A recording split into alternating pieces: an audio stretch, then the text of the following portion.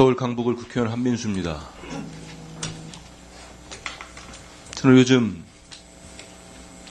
내란숙의 윤석열 씨 행태를 보면은 참 구질구질하다는 표현 자체가 아깝다는 생각이 들 정도입니다.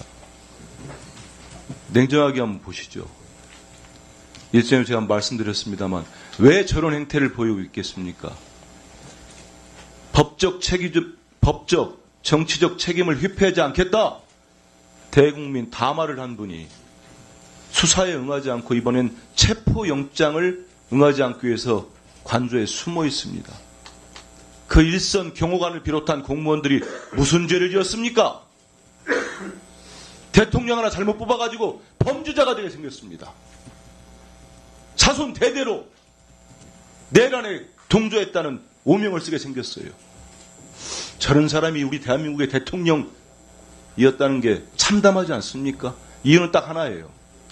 시간을 끌어보겠다. 버티면 뭔 수가 나오겠지. 뭔 수가 나옵니까? 우리 국민들이 두 눈 뜨고 지켜보고 있는데. 그리고 자꾸 국힘당이 일부 보수 매체와 단체들이 무슨 호재를 만났냐 떠들어대고 있는데 내란죄 뺀 거 아닙니다. 내란행위 심판합니다. 제가 알아듣기 쉽게 예를 하나 들어드릴게요. 한 회사가 있었어요. 회사원이 그 회사에 불을 질러버렸습니다. 엄청난 방화를 했어요. 회사가 쫄딱 망하게 생겼습니다. 그 회사원 회사에서 어떻게 됩니까? 징계 절차 밟아야 되는 거 아닙니까? 해고 절차 밟아야 돼요. 그리고 수사기관은 형법에 따라서 이 사람의 방화죄를 따지는 겁니다. 형량을 어떻게 할 건지, 몇십 년의 형을 살릴 건지, 그게 헷갈립니까? 왜 그런지 아시잖아요.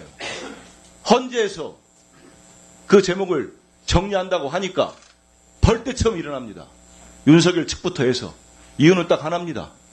시간 끌어보려고 했던 전략이 지연 전략이 실패로 돌아가니까 그런 겁니다. 6개월 끌어보고 4월 18일 넘기면 그 알량한 대통령이 임명한 헌재재판관들 임기 끝나면 또 무슨 수가 생기겠지. 정말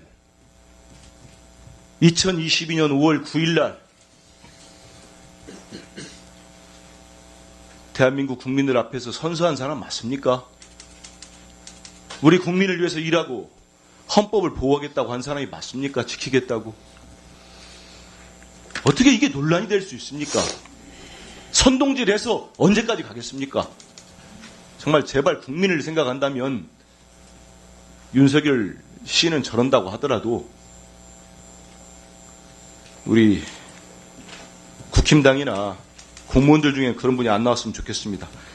저 유상임 장관이 최대행이 최상목 대행이 헌법재판관 임명할 때 뭐 반발한 게 맞습니까? 일단은 그 국민 간담회의 내용을 바깥에 얘기하는 것은 전 적절치 않다고 여당과 생각합니다. 아무 소통이 없었다 이런 표현을 쓰신 게 맞습니까? 발언하셨어요? 뭐 본인이 소통을 한 적이 없다고 말씀을 하셔서. 그래서 우리 유 장관도 여당과 아무 소통이 없었다. 그래서 잘못됐다. 이렇게 지적을 한 겁니까? 국무위원들하고도 소통을 안 했으니 그러면 여당하고 소통을 했느냐. 잠깐만 있어 보세요. 그런 얘기했어요. 그러면 헌법재판관 3인에 대한 임명이 이게 여당과 상의를 할 소통할 문제로 유 장관은 판단을 합니까? 아니요. 당정은 당연히 소통을 해야 되는 거 아닙니까? 그 아니 중요한 이 절차도 절차에서. 모르고 계세요? 어떤 이미 절차를 11월에 여야 합의로 민주당이 2명, 국민의힘이 1명 추천하기로 했습니다. 합의된 내용 아시죠? 추경 원내대표 발표까지 잠깐 기다려 보세요. 답변 안 해도 됩니다.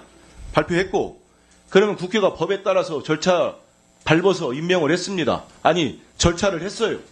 의결을 했어요.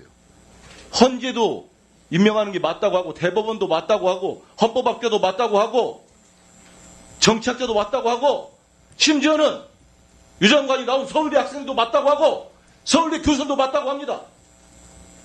근데 왜 안 합니까? 그 여당과 소통할 문제입니까? 기다려보세요. 그러면 12월 3일 날 유연적인 위법적인 계엄 선포됐을 때는 뭐 부르지 않았으니까 안 갔다고 합니다. 해제될 때는 가셨고. 그러면은 그때 이런 비상계엄을 한다고 불렀으면 가서는 뭔 얘기했을 것 같습니까? 그때는 야당과 아무 소통이 없었으니까 반대했다고 얘기했겠습니까? 그 얘기했었을 것 같아요. 말씀해 보세요. 그거는. 질문이 쏙 적절하다는 생각이 안 듭니다. 제가 잠깐만요. 대답할 필요는 그 시간 좀 없겠습니다. 멈춰 주십시오. 신문이 적절하고 안 적절한 거를 장관이 판단합니까? 우리 그러면 국민이 판단하지요. 좀 기다려 보세요. 소리 지르지 마세요.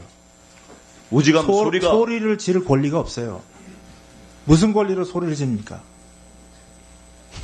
다시 그러면 차분하게 물어보지요. 12월 3일 날 자, 돌리세요.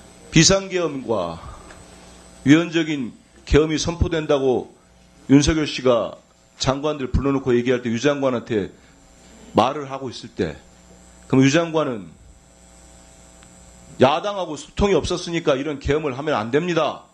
이렇게 얘기할 자신 있었습니까? 하면 돌이켜보면 불렀으면은 그 얘기를 했었을 것 같습니까?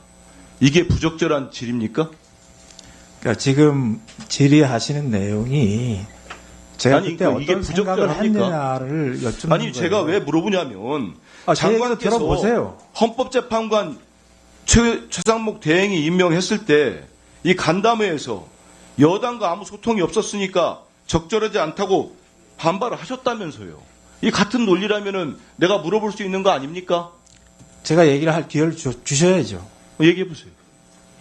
그거를 뭐 반발이라는 반발이고 제 의사 표현이잖아요. 그걸 아니, 그러니까요. 반발이라고 아니, 얘기해요. 그러니까 비상계엄 때도 똑같은 얘기를 했었을 것 같냐고 묻는 거 아닙니까? 왜 그 가정을 해서 거기에 질의에 자, 답을 그러면 요구하는지 가정이요? 그럼 다시 있는 걸로 하시죠. 그러면 지금 유상임 장관은 1분. 지금 윤석열 씨가 지금 체포영장에 법원이 정당하게 발부한 체포영장에 불응하여 경호처 경호관들 뒤에 숨어서 계속 응하지 않고 이거는 정당하다고 봅니까? 아까 말씀을 드렸습니다. 이 상황은 어쨌든 지금 정당한지 안 정당한지에 대한 의견 한번 주십시오. 거기에 대해서는 제가 언급하지 않겠습니다. 그렇게 선택적으로 제가 목소리를 높인 거에 대한 지적을 하기 전에 일국의 장관이라면 거기에 대한 여기에 대해서 헌법재판관 임명에 대해 이렇게 당당하게 의견을 낼 정도라면 이런 거에 대해서도 의견을 내야 됩니다. 국무위원이시기 때문에. 내 목소리 톤이 높아지는 거에 대해서 지적을 하시기 전에 대한민국의 국무위원으로서 좀 당당해지십시오. 법과 국민과 역사 앞에서요.